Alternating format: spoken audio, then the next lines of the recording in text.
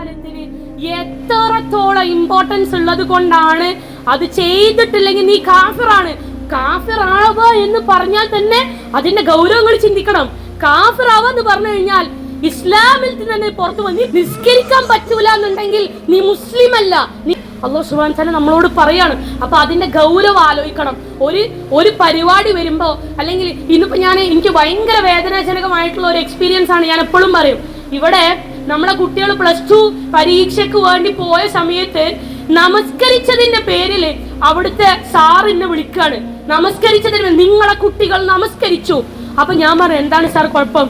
നമസ്കാരമാണ്, നിങ്ങൾ കുറച്ച് സ്ഥലം കൊടുത്താൽ മതി, ഓരിസ്കരിച്ചോളും. ആ സമയത്ത് ആ മാഷ് എനിക്ക് തരുന്ന മറുപടി എന്താ അറിയോ? 2000-ഓളം കുട്ടികൾ ആ ഗവൺമെന്റ് സ്കൂളിൽ പഠിക്കുന്നുണ്ട്.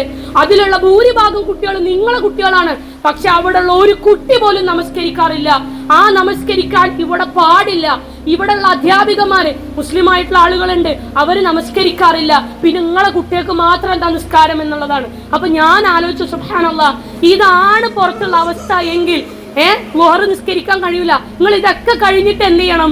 നിങ്ങൾ അസർ കഴിഞ്ഞിട്ട് ഈ കുട്ടികൾ വീട്ടിലെത്തുമ്പോ ചിലപ്പോൾ അസർ കളായിട്ടുണ്ടാവും. ളുഹറും അസറും നമസ്കരിക്കാതാണ് ആ കുട്ടികൾ ആ സ്കൂളിൽ നിൽക്കുന്നത് എങ്കിൽ അതിന്റെ ഇടയിൽ മരണപ്പെട്ടാൽ, അതിന്റെ ഇടയിൽ ആ പോകുന്ന വഴിക്ക് ആ കുട്ടി ആക്സിഡന്റ്